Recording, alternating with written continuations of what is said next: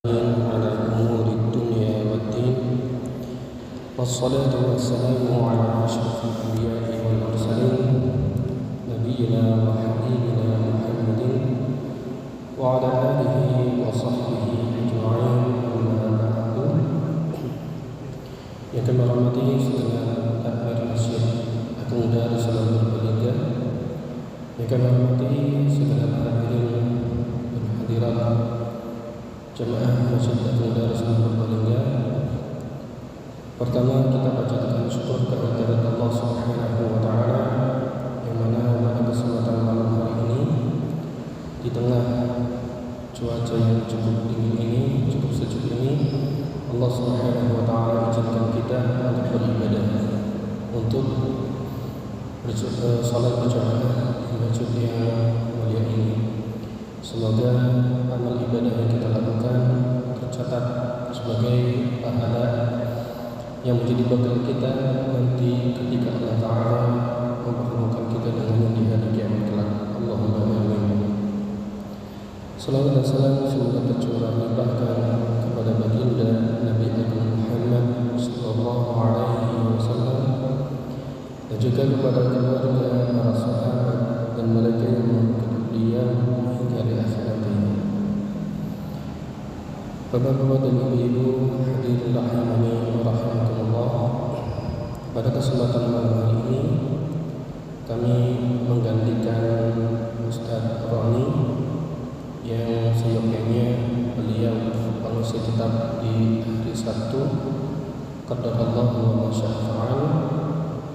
Hari Kamis kemarin kami di WA untuk menggantikan beliau mengisi di masjid ini, dan kebetulan tidak ada jadwal sehingga kami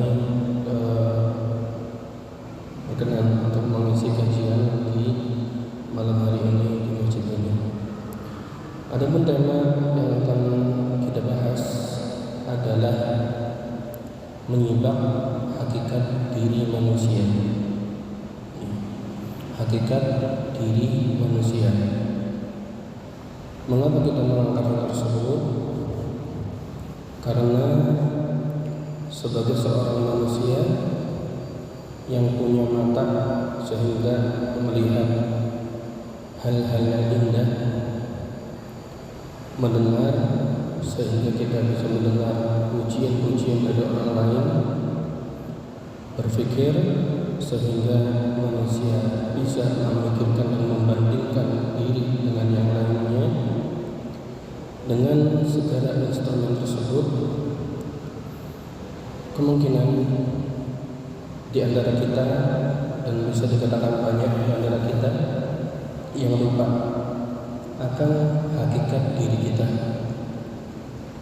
Ketika hakikat diri terlupakan, muncullah sifat-sifat yang buruk, entah sifat ujub, kagum terhadap diri sendiri, atau sikap kibar, sombong, sehingga merendahkan orang lain dan menolak kebenaran.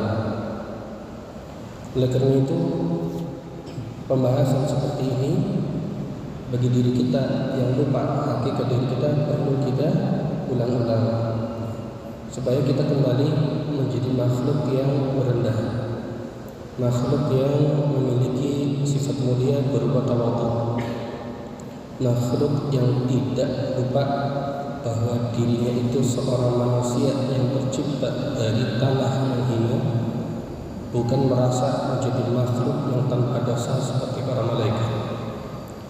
Hadirin rahimani wa rahimakumullah. Pembahasan kita akan mengacu pada sebuah hadis, yaitu hadis yang diriwayatkan oleh Abu Dzar Al-Ghifari radhiyallahu anhu, sebagaimana diriwayatkan oleh Imam Muslim. Hadis ini adalah hadis qudsi, yaitu Rasulullah sallallahu alaihi wasallam meriwayatkan dari Allah Subhanahu wa taala. Rasulullah sallallahu alaihi wasallam meriwayatkan apa yang disampaikan oleh Allah Taala dengan redaksi hadis. Apa yang beliau sampaikan, Rasulullah SAW mengatakan, fima yarwihi an rabbih azza wa jalla annahu qala, mengenai apa yang diriwayatkan dari Allah Subhanahu wa taala bahwasanya Allah taala berfirman. Nah, setelah kata ini Allah taala berfirman, setelahnya adalah firman-Nya Allah. Ya, firman-Nya Allah. Kata Allah Subhanahu wa taala, ya ibadi, wahai hamba-hambaku, inni haramtu dzulma ala nafsi, sesungguhnya aku telah haramkan kezaliman atas diriku sendiri. Wa ja'altuhu bainakum muharraman, dan kujadikan kezaliman itu menjadi sesuatu yang haram di antara kalian. Fala tadzalamu, maka janganlah berbuat zalim atau saling menzalimi. Ya ibadi, wahai hamba-hambaku. Nah, setelah ini Allah menyibak, ya, menyingkap hakikat diri kita sebenarnya. Kata Allah, ya ibadi, wahai hamba-hambaku, kullukum dhallun, setiap kalian itu hakikatnya tersesat. Illa man hadaitu, kecuali siapa yang aku beri petunjuk kepada dirinya. Fastahduni ahdikum, maka mintalah hidayah kepadaku, pasti aku beri dia hidayah. Ya ibadi, wahai hamba-hambaku, kullukum ja'i'un illa man at'amtuhu, setiap kalian itu hakikatnya kelaparan, kecuali siapa yang aku beri dia makanan. Fastad'imuni at'imkum, maka minta makanlah kepadaku, pasti aku beri dia makan, pasti aku berikan makan kepada kalian.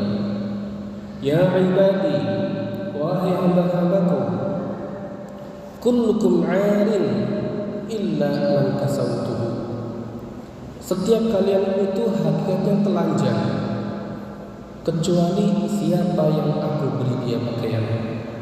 Fastaksuni aksikum, maka mintalah pakaian kepadaku, aku akan beri kalian pakaian. Ya ibadi, wahai hamba-hambaku, innakum tukhti'una bil-laili wan-nahar, sesungguhnya kalian berbuat salah dan dosa siang dan malam.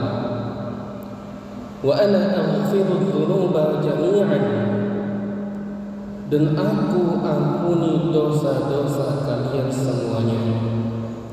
Fastaghfiruni aghfir lakum, maka minta ampunlah kalian kepadaku, maka akan aku ampuni kalian.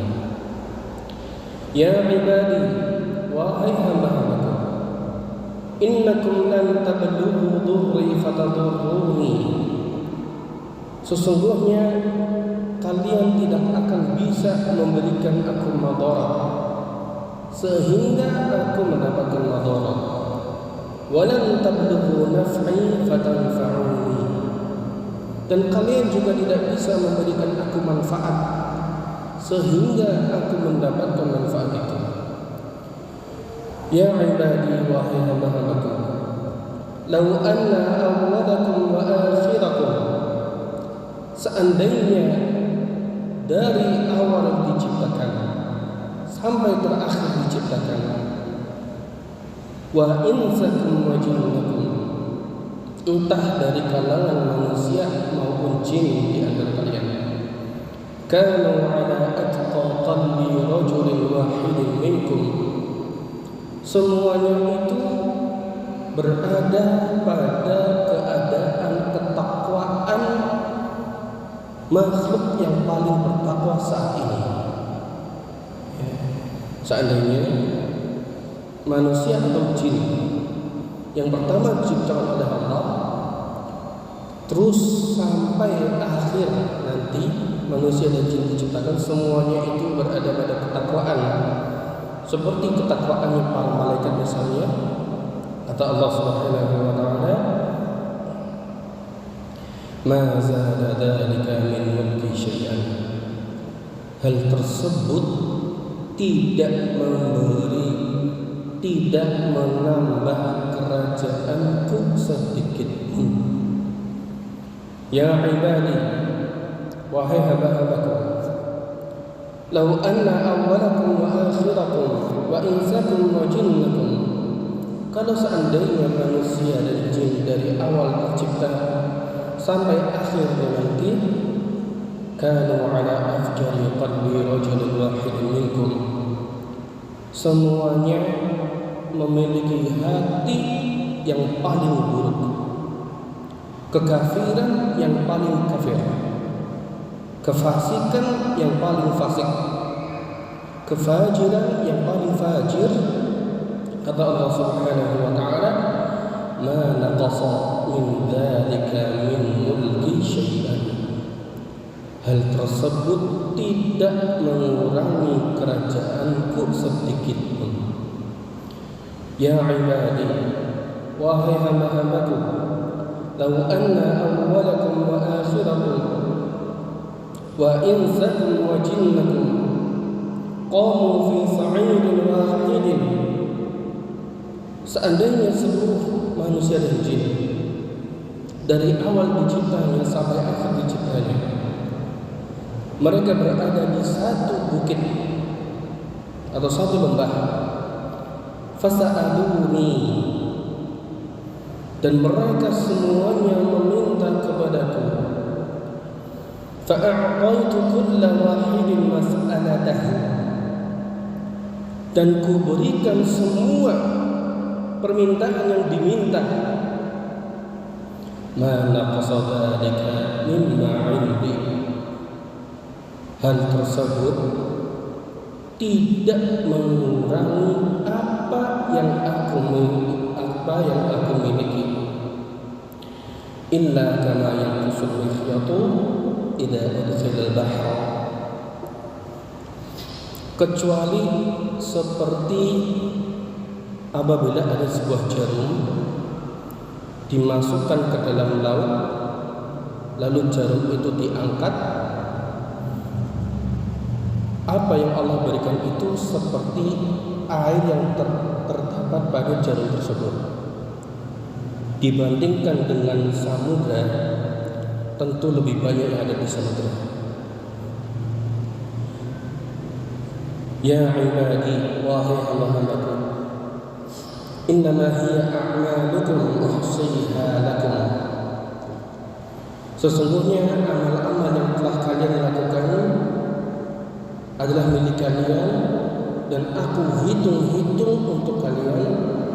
Tsumma uwaffikum iyyaha, lalu kubalas amal-amal yang kalian perbuat itu, amal yang kalian lakukan itu sebanding dengan apa yang sudah kalian lakukan.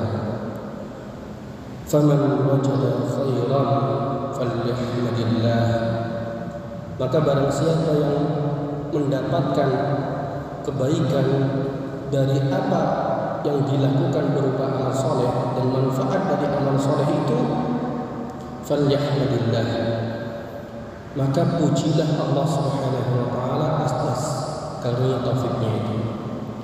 Wa man wajada ghaira dzalika, namun jika ternyata mendapatkan akibat buruk dari amal-amal buruk kita, kata Allah Ta'ala, fala yalumanna illa nafsah, maka janganlah mencela, janganlah menyalah-nyalahkan, kecuali yang disalahkan adalah dirinya sendiri. Hadis riwayat Muslim.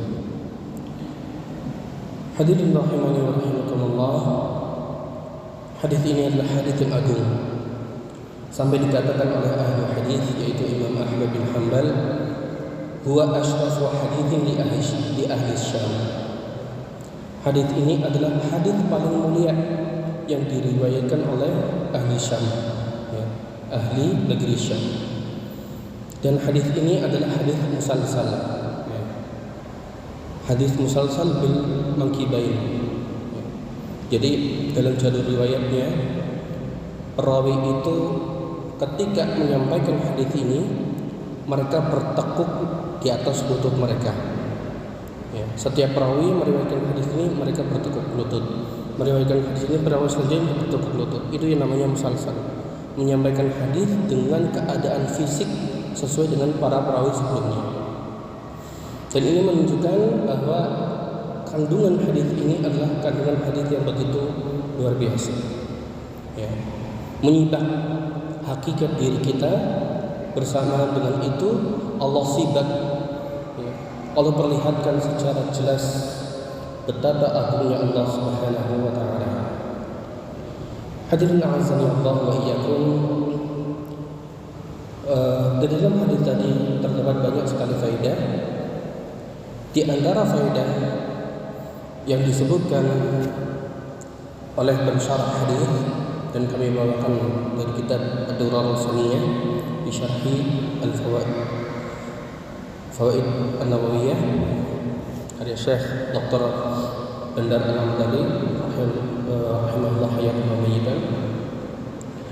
Di antara faedah hadis ini adalah bahwasanya manusia itu hakikatnya sebenarnya adalah orang yang tersesat. Ya, hakikatnya manusia itu yang setiap hari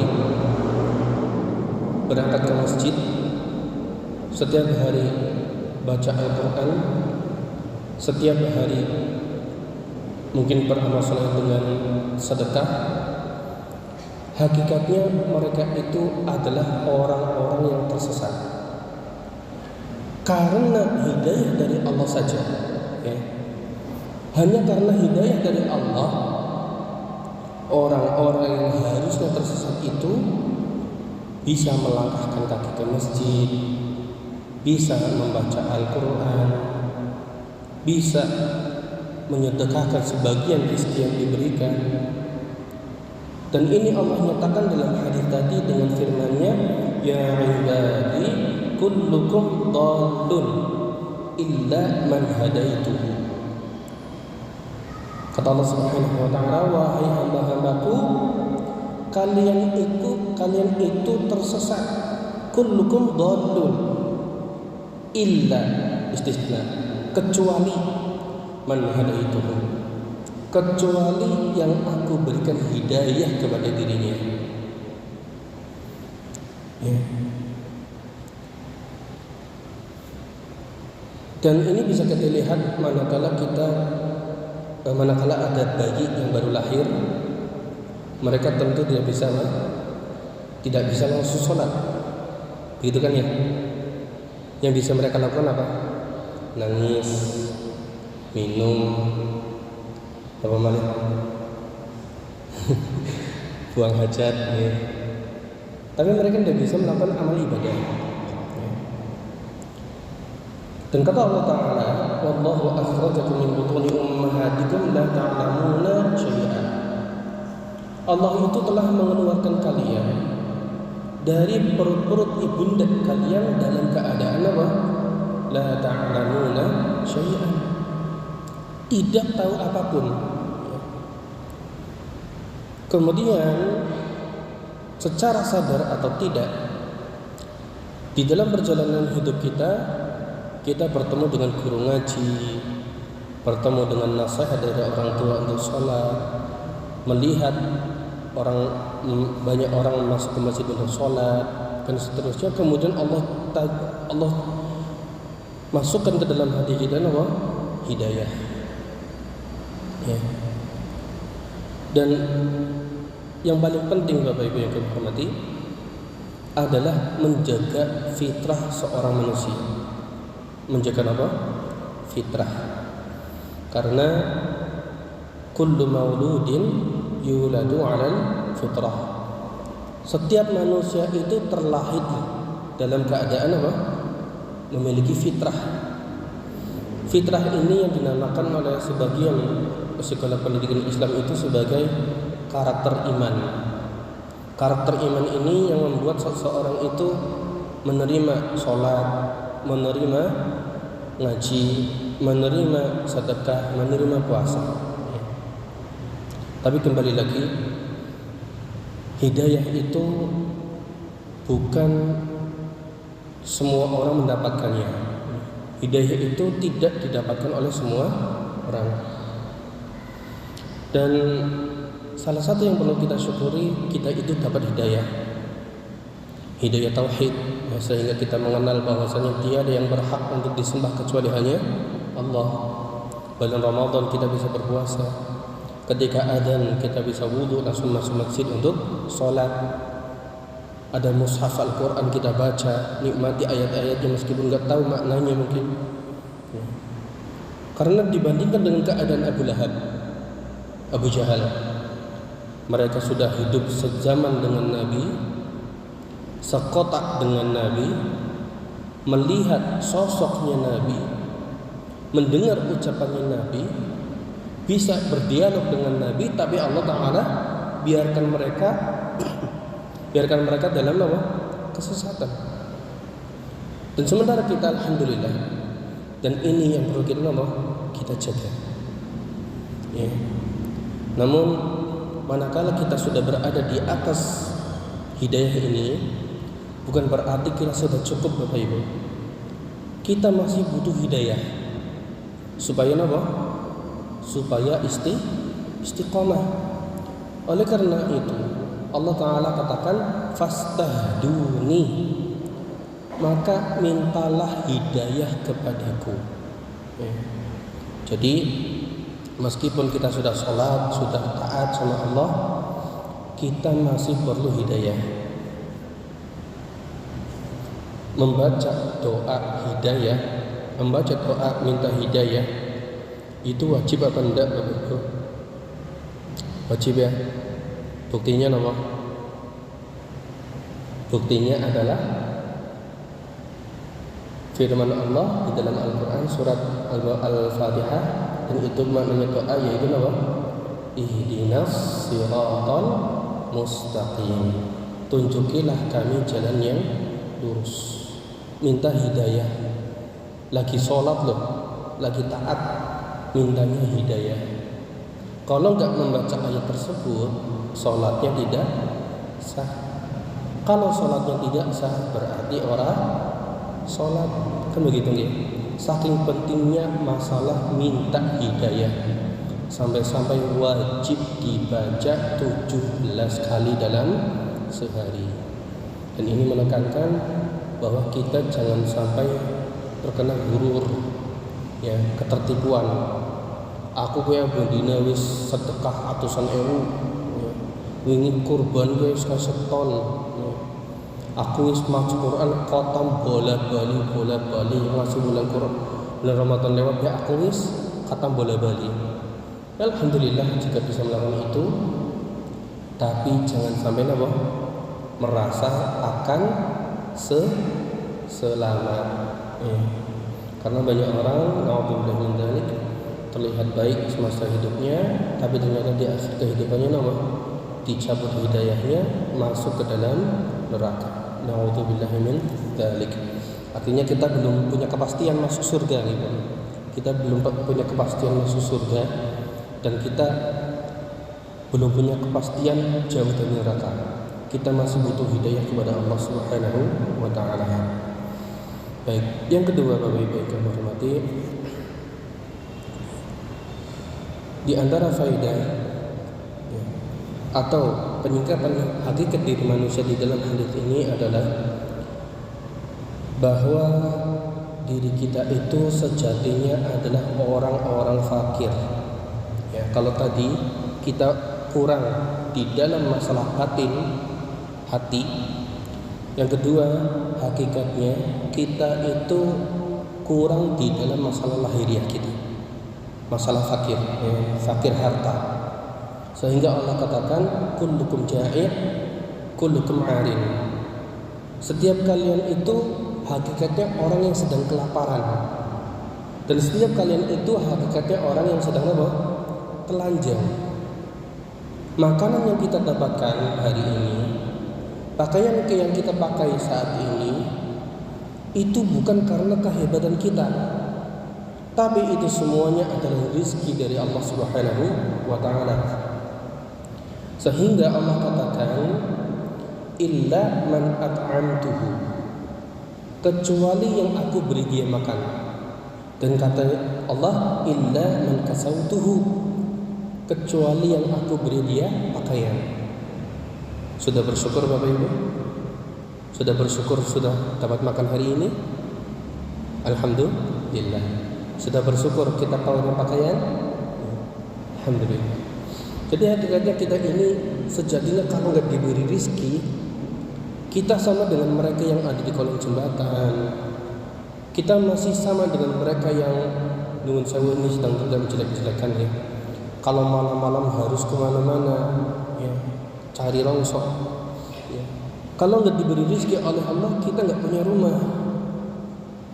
Tapi sadar atau tidak, Allah memberikan kita rasa sayang yang begitu banyak. Pakaian kita banyak, bahkan saking banyaknya kita bingung mau pakai yang model apa. Makanan pun alhamdulillah kita dapatkan ya. Dan semua ini adalah rezeki dari Allah Subhanahu wa ta'ala. Dan Allah Subhanahu wa ta'ala itu memiliki satu nama Ar-Razzaq, Maha memberi rezeki ya. Maha memberikan rezeki ya. Dan di tangan Allah semua rezeki Allah berikan kepada makhluknya ya. Maka ketika kita sadar Bapak Ibu, kita sadar bahwa rezeki itu ada di tangan Allah, konsekuensinya adalah kita meminta karunia dan fadilah dari Allah Subhanahu wa ta'ala ya. Dan kalau kita lihat ayat surat Al-Ankabut ayat 17, Allah katakan wa fabtaghu 'indallahi rizqa wa'buduhu, dan berharaplah, carilah rizki dari sisi Allah. Berharaplah mendapatkan rizki dari sisi Allah. Artinya di alam dunia tidak ada yang bisa memberikan rizki kecuali hanya Allah ya. Tidak ada yang bisa memberikan rizki kecuali hanya Allah Subhanahu wa ta'ala saja. Sehingga apapun rizki yang kita dapatkan ya, entah rizki tadi pakaian, baju, atau dalam masalah pekerjaan yang mudah, atau jabatan, atau kehormatan, sandang pangan papan atau yang lainnya, itu tidak boleh kita nisbatkan kepada selain Allah, karena semuanya adalah rezeki dari Allah Subhanahu wa ta'ala. Loh, kayak tanggal 1 nyong oleh nawa kiriman sekang admin ya, sekang kantor. Apa kira rezekine sekang Allah mau sekang kantor? Jawabannya bagaimana? Itu adalah sebab ya. Kadang sebab pun kalau Allah nggak izinkan, sebabnya jadi gagal. Contoh, admin ya, bendahara kantor atau bos mau ngasih uang secara cash gaji kepada karyawannya. Ternyata di jalan si bos kecelakaan. Kira-kira bisa melayu ora duitnya? Enggak. Berarti apa? Berarti rezekinya sedang ditahan. Mau ngirim secara transfer, ternyata banknya, ATM-nya sedang maintenance, gak bisa ngirim. Berarti tidak bisa lanjut, tidak jadi sebab, karena Allah tidak berkehendak ya. Dan banyak sekali nikmat yang Allah karuniakan kepada kita wajib bersyukur kepadanya ya. Baik. Kemudian hadirin rahimani wa rahimakumullah, hakikat diri kita selanjutnya, hakikat diri kita selanjutnya adalah kita makhluk yang selalu salah. Kita manusia adalah makhluk yang selalu berbuat salah. Setuju? Laki-laki selalu salah apa benar? Kita para wanita. Kadang-kadang plesetan seperti itu nggih. Laki-laki selalu salah di hadapan wanita. Ini plesetan yang kurang kita setujui. Karena laki-laki ya salah, wanita ya salah. Di hadapannya siapa? Allah Subhanahu wa taala. Jadi kita manusia, sebagus apapun amal kita, hakikatnya kita selalu berbuat salah, mau atau tidak, sadar atau tidak. Karena kata Allah Ta'ala, Allah Subhanahu wa Ta'ala sendiri yang menyebutkannya. Innakum tukhti'una bil-laili wan-nahar. Kalian itu berbuat salah malam dan siang hari. Artinya setiap waktu ya. Pagi sama sore iya benda. Ini kan cuma lail dan nahar. Lail malam, nahar siang. Sobah dan masak nggak disebutkan. Gimana? Berarti pagi dan sore libur salahnya ya enggak. Ya. Pagi dan siang ini masuk ke siang dan malam karena keduanya itu torof, yaitu pinggiran, ya, pinggir peralihan antara malam dan siang. Artinya kita sebagai manusia pasti melakukan kesalahan di hadapannya Allah Subhanahu wa Ta'ala, sadar atau tidak. Kesalahan yang kita lakukan itu bisa berupa kata-kata, perkataan yang kurang baik kepada sesama manusia, dan yang lebih parah perkataan buruk kepada zatnya Allah Subhanahu wa Ta'ala. Atau salah yang kita lakukan itu berupa perbuatan ya, yang kita lakukan, entah berbuat zalim kepada sesama manusia, istri di rumah, anak-anak, rekan kerja, tetangga, sesama jamaah masjid atau yang lainnya ya. Dan di zaman ini lebih mudah lagi berbuat salah dengan adanya media sosial, dan juga bisa berbuat salah dengan hati kita ya, berbuat salah dengan hati kita, berbuat salah dengan hasad, dengki, ghadab ya, riya, naudzubillah min dzalik, ujub dan seterusnya. Dan ini dosa-dosa ini Bapak Ibu, dosa-dosa ini selalu terjadi siang dan malam. Di dalam kitab Al-Kabair, Imam Az-Zahabi menulis 70 dosa. Berapa? 70 dosa besar. 70 itu dosa besar. Berarti belum masuk dosa kecil. Bisa jadi ratusan mungkin. Kalau jumlahnya sampai ratusan Bapak Ibu, kalau jumlahnya sampai ratusan, kira-kira hari ini saja, dari bangun tidur sampai nanti kita tidur lagi, kira-kira kita sudah aman dari dosa atau belum? Aman enggak? Enggak. Mau memastikan enggak? Pasti saya pernah berbuat salah hari ini. Mau enggak? Mau nggih? Ya, bangun tidur, kesalahan pertama, baca doa atau tidak? Iya, kemudian masuk kamar mandi, ya, bangun-bangun terus ketemu istri, ngorok seru banget, ngomong apa? Kok udah salah lagi? Berangkat ke masjid. Ini kalau berangkat ke masjid. Kalau nggak berangkat ke masjid padahal nggak ada udzur, salah enggak? Salah. Ini baru bangun tidur sampai sholat subuh, belum sampai nanti sampai tidur. Dan ini baru satu hari ini saja. Kita sudah hidup berapa lama? Ada yang 20 tahun, ada yang 30 tahun, ada yang sampai 70 mungkin di sini, ada yang 80 tahun. Kalkulasi dosanya bagaimana? Perhitungan dosanya bagaimana? Tapi Bapak Ibu, dosa-dosa ini yang pastinya akan membuat kita celaka di akhirat kalau tidak Allah ampuni, masih ada peluang diampuni oleh Allah. Caranya bagaimana? Caranya kata Allah Subhanahu wa taala, "Wa ana aghfiru dzunuba jami'an." Masyaallah. Allah katakan, dan aku ampuni dosa-dosa kalian semuanya. Jami'an. Fastaghfiruni aghfir lakum. Cukup apa? Minta ampun dengan cara istighfar. Istighfar apa istighfar? Mengucap astaghfirullahaladzim. Cukup. Istighfar ngombe cium astaghfirullah. Ini gimana? Istighfarnya jadi enggak? Ya enggak. Berarti istighfar itu bukan hanya ucapan, tapi apa? Istighfar itu diiringi perbuatan. Astagfirullah, aku membengi orang sholat, aku membengi kelewat sholat isya. Berarti hari ini diperbaiki lagi.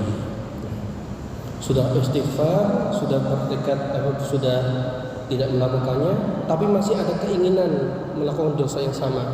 Istighfarnya jadi enggak. Berarti istighfar itu satu, diucapkan dengan lisan, dua, dilakukan dengan perbuatan, tiga, berazam untuk tidak diulangi lagi.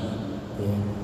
Dan kalau ada dosa terkait dengan poin keempat, yaitu hak sesama manusia, maka hak-hak itu harus dikembalikan. Dan kata guru kita, yaitu Ustaz Saifuddin Zuhri, mengasuh pada Al-Faruq Banyumas hafizahullah taala, kata beliau ketika menjelaskan kitab tauhid, di antara dosa yang tidak akan diampuni oleh Allah adalah dosa sesama manusia. Kalau tidak dimintakan halal, nanti di akhirat Allah akan menyerahkan keputusan dia diampuni karena dosa itu kepada pemiliknya. Paham Bapak Ibu? Paham ya? Jadi mana contoh. Kita pernah melakukan penipuan atau pencurian. Mencuri ini berarti ini haknya siapa? Hak orang yang dicuri. Kita sudah istighfar, kita sudah tidak mencuri lagi, kita sudah melakukan ketaatan, tapi kita belum mengembalikan harta ini kepada orang yang kita curi itu. Maka di akhirat pencurian ini menjadi dosa yang tidak terampuni oleh Allah, karena Allah itu menjaga supaya sesama manusia tidak terdolimi. Ya, jadi syarat taubat, syarat istighfar itu ada 4, 3 untuk Allah dan 1 ditambah sesama manusia, haknya harus ditunaikan. Masya Allah. Dan istighfar ini adalah amal yang penting Bapak Ibu. Rasulullah niku pernah berbuat dosa mboten Bapak Ibu? Rasulullah pernah berbuat salah? Maksum kan enggak? Maksum kan? Enggak mungkin berbuat dosa. Tapi faktanya Rasulullah SAW yang punya keadaan tidak pernah berbuat dosa, pernah mengatakan sebagaimana diriwayatkan oleh Al-Imam Muslim, diriwayatkan dari sahabat Abu Hurairah, Rasulullah mengatakan, "Walladzi nafsi biyadihi," demi Allah. Masya Allah. Diawali dengan sumpah. Rasulullah saja mengatakan ini dengan disumpahi dulu. Rasulullah itu as-sadiqul masduq, yang benar lagi dibenarkan, ucapannya pasti benar. Tapi Rasulullah SAW katakan perkara ini diawali dengan sumpah, penguatan yang sangat kuat. Kata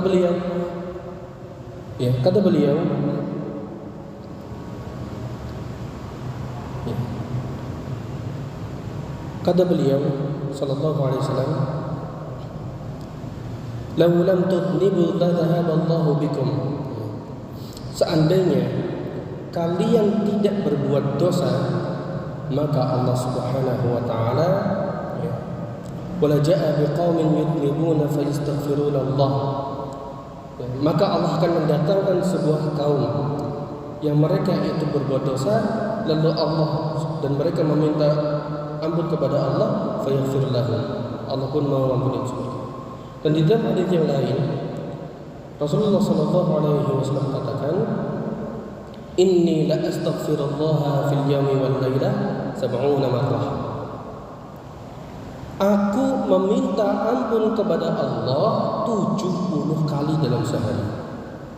Ya, di dalam riwayat yang lain dikatakan, inni la astaghfirullah wa atubu ilaihi 100 marrah.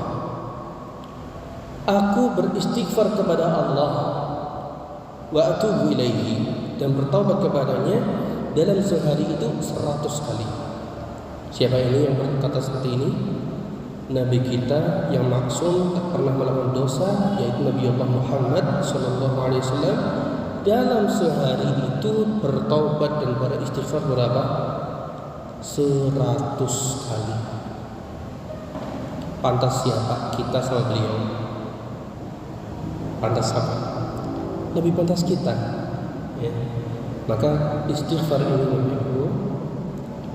ini merupakan perbuatan yang wajib kita lakukan, bukan hanya sholat 5 waktu saja, bukan hanya kewajiban-kewajiban yang lain. Jangan lupakan di dalam setiap hari kita harus bertaubat dan beristighfar kepada Allah Subhanahu wa ta'ala, karena hakikat diri kita adalah makhluk yang selalu berbuat dosa. Baik, itu 4 hakikat diri kita, hadirin rahimakumullah. Yang pertama, kita aslinya adalah orang-orang yang tersesat. Kalau tidak diberi hidayah, maka kita harus minta hidayah sama Allah. Yang kedua, kita hakikatnya orang yang fakir. Kalau tidak Allah cukupi dengan pakaian, minuman, rumah dan sebagainya, maka kita selalu meminta rezeki kepada Allah. Dan yang ketiga, kita hakikatnya adalah orang yang selalu berbuat salah. Kalaulah kita tidak mau meminta ampun sama Allah, pasti kita akan mendapatkan akibatnya di kehidupan akhirat kita. Nauzubillah min dzalik. Mudah-mudahan dengan ini kita bisa melakukan hal yang lebih baik lagi.